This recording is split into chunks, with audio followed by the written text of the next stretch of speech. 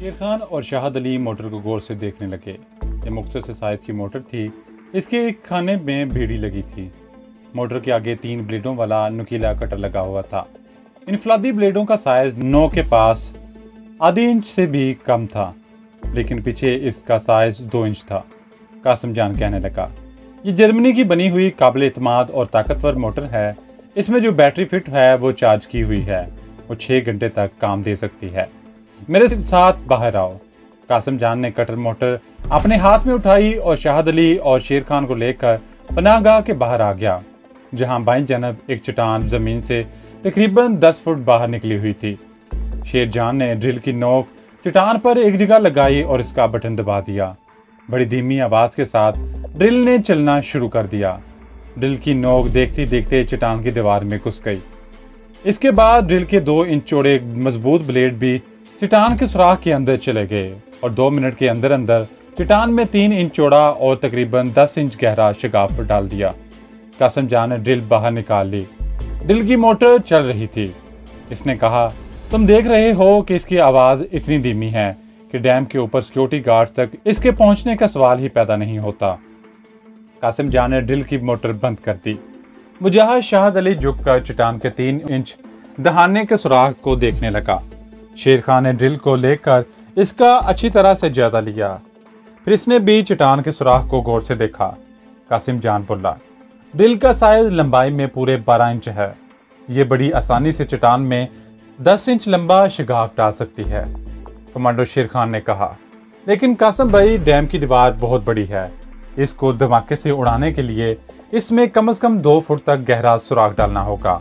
कासिम जान ने जवाब दिया, ये मैं जानता हूँ, लेकिन इससे बड़ी ड्रिल की मोटर की आवाज बहुत ज्यादा होगी, जो बड़े मिशन के लिए खतरनाक होगी। बाकी जहां तक डैम की मजबूत दीवार में धमाका करने का सवाल है, इसका भी हल हमारे पास मौजूद है। अंदर आ जाओ। वो लोग अंदर छोटे से कमरे में आ गए। कासिम जान ने कोने वाले संदूक में से स्टील का एक चौकोर डब्बा निकाल कर खोला। इसमें इंजेक्शन के सिंक साइज के शीशे की नलियां एक दूसरे के ऊपर चढ़ी हुई थी।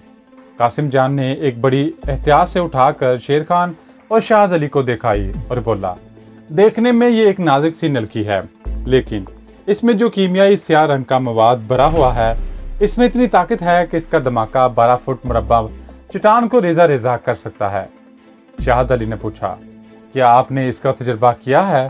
कासिम जान ने कहा, इसका पहला तजुर्बा हमने आज से 6 माह पहले जम्मू पठानकोट रेलवे लाइन पर एक पुल उड़ाकर किया था। यह पुल सारे का सारा चट्टानी पत्थरों से बना हुआ था और इस कदर मजबूत था कि आम बारूद वहां काम नहीं दे सकता था।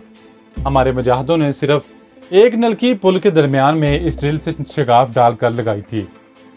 जब रिमोट से इसका धमाका किया तो शायद तुम्हें यकीन ना आए, इतना बड़ा और ताकतवर पुल आधे से ज्यादा उड़ गया था।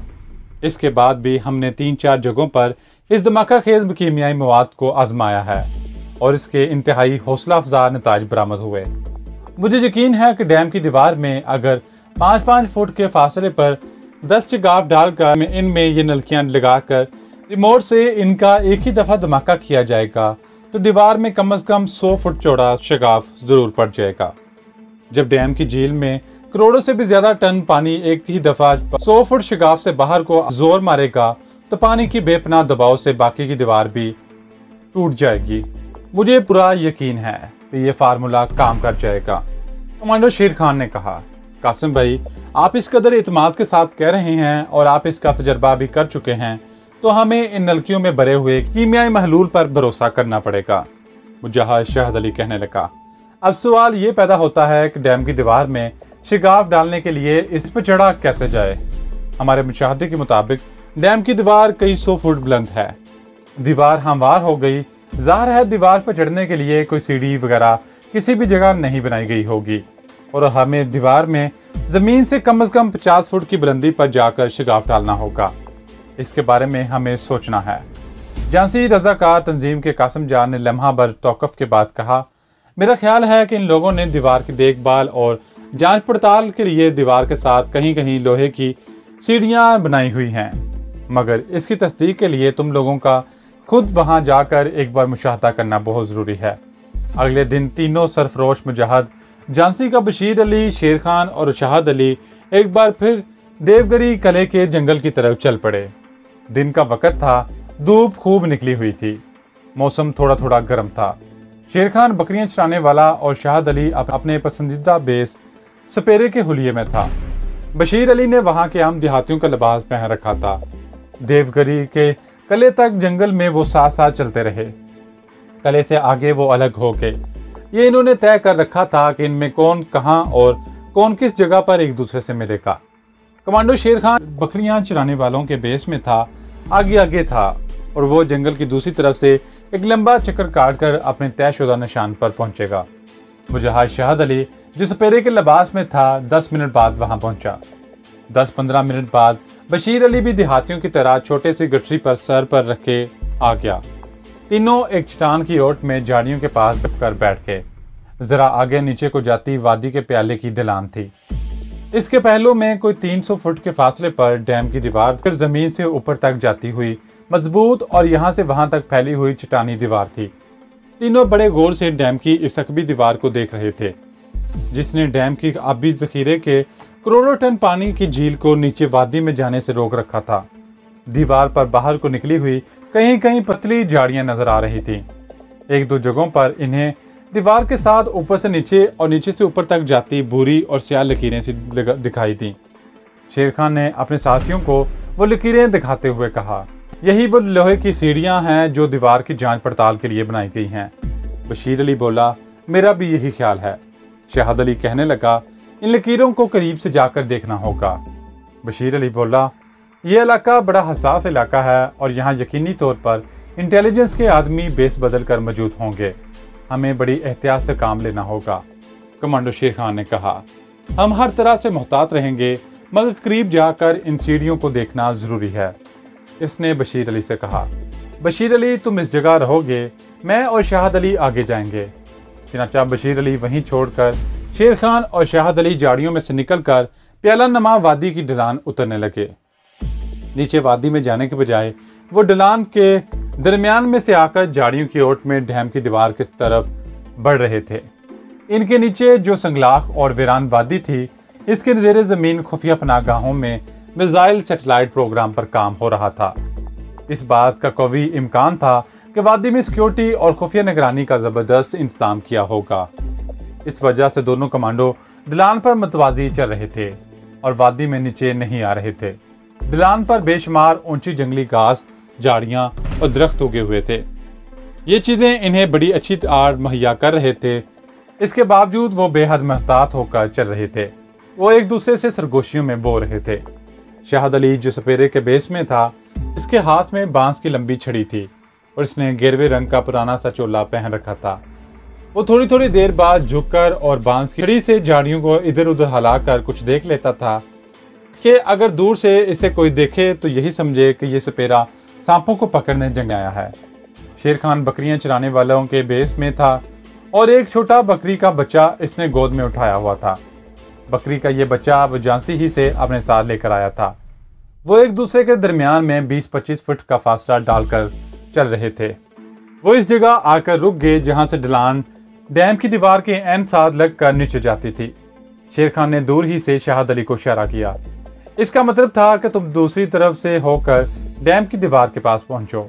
मुजाहिद शाहद अली इशारा पाते ही एक तरफ को मुड़ गया। शेर खान जहां आकर रुका था वहीं से उतरने लगा। बकरी का बच्चा इसने गोद में ही ले रखा था।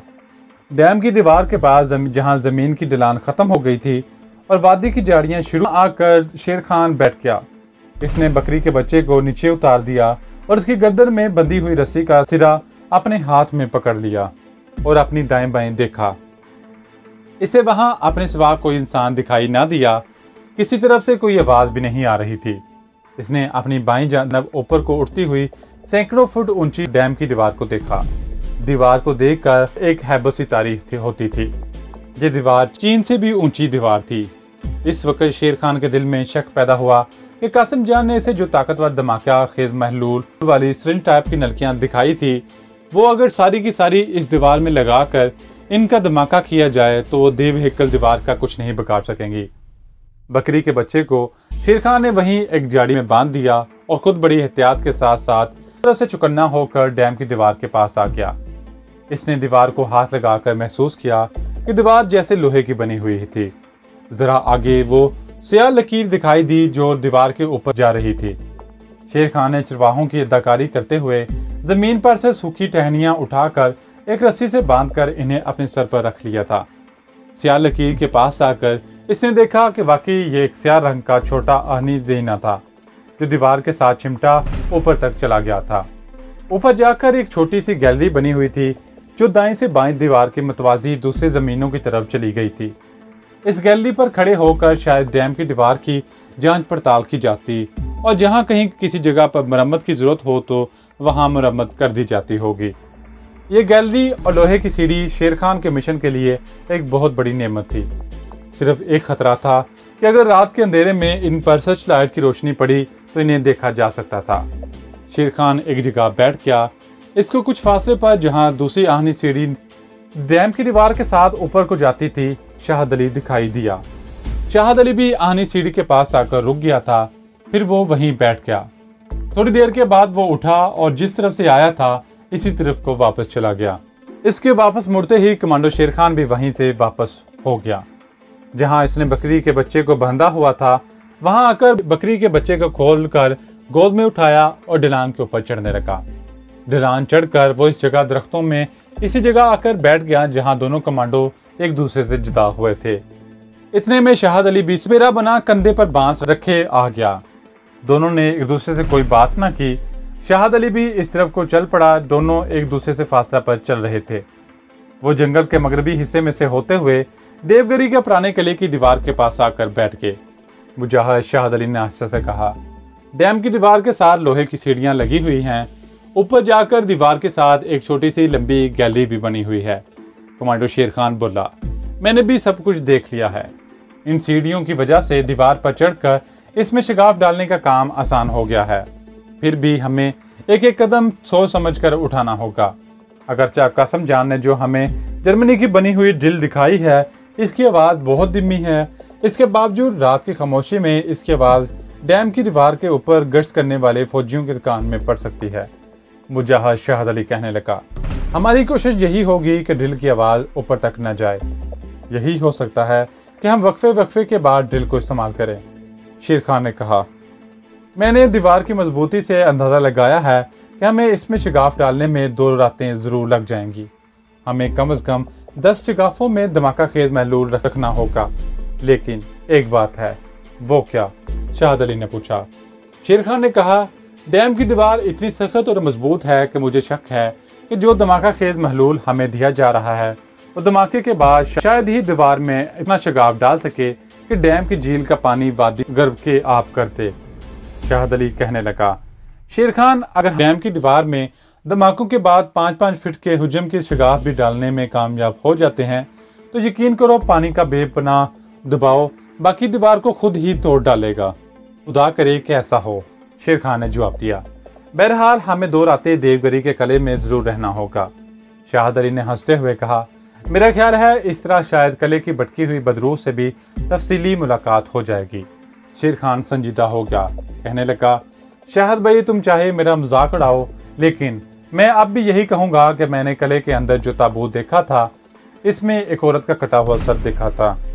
छोड़ो शेर भाई इन बातों को। शाहद अली बोला, चलो आप वापस चलते हैं और इस बकरी के बच्चे को यहीं जंगल में छोड़ दो। शेर खान बकरी के बच्चे को गोद में संभालते हुए उठा और बोला, अभी हमें जंगल के इस इलाके से गुजरना है जहां मिलिट्री इंटेलिजेंस वालों की मौजूदगी का इम्कान है। वो दोनों वापस चल पड़े। जब वो जंगल में इस जगह पर पहुंचे जहां जंगल की सरहद खत्म होती थी और रोहतगढ़ के स्टेशन को जाने वाली सड़क इन्हें दरख्तों के दरमियान सामने नजर आने लगी थी तो कमांडो शेर खान ने बकरी के बच्चे को वहीं छोड़ दिया। शाहद अली ने कहा, बशीर अली को यहाँ रुकने के लिए कहा था, वो कहीं नजर नहीं आ रहा। शेर खान इधर उधर देखने लगा। मैं भी यही सोच रहा था कि बशीर अली कहाँ चला गया है। इतने में दरख्तों के दरमियान से बशीर अली देहाती लिबास में निकलकर इनके पास आ गया। कहने लगा, जहाँ तुम लोग मुझे छोड़कर गए थे वहाँ एक आदमी ने गुजरते हुए मुझे घूर कर देखा था। मुझे शुबा हुआ कि ये इंटेलिजेंस का आदमी ही हो सकता है। चनाचा मैं वहाँ से गायब हो गया और जंगल के इस किनारे पर आकर छुप कर तुम्हारा इंतजार करने लगा। मुझे मालूम था इसी जगह जंगल से बाहर निकलोगे। अब मुजाहिद बशीर अली भी इनके साथ चलने लगा। वो रोहतगढ़ के स्टेशन को जाने वाली सड़क पर चल रहे थे। बशीर अली ने पूछा, तुम्हारी मुशाहदाती मुहिम कैसी रही? शेर खान ने कहा, हमने डैम की दीवार को बड़े करीब से जाकर देखा है। कासिम जान का ख्याल दुरुस्त था। डैम की दीवार पर लोहे की 3-4 सीढ़ियां ऊपर तक चली गई हैं। दीवार में सुराख डालने और धमाका खेज मवाद भरने में हमारी मदद करेंगी। ये तो बड़ी अच्छी खबर है, बशीर अली ने कहा। इसी तरह बातें करते हुए तीनों सरफरोश रोहतगढ़ के स्टेशन पर आ गए। वहां से ट्रेन पकड़ी और 1.5-2 घंटे के सफर के बाद झांसी के स्टेशन पर उतर गए। वहां से वो अलग अलग हो गए और एक एक करके तंजीम के खुफिया ठिकाने पर आ गए। कासिम जान को तमाम हालात से आगाह किया गया। कासिम जान को भी ये सुनकर इत्मीनान हुआ कि डैम की दीवार पर लोहे की छोटी सीढ़ियां मौजूद हैं। कहने लगा, इन सीढ़ियों ने हमारे मिशन का एक बड़ा मसला हल कर दिया है।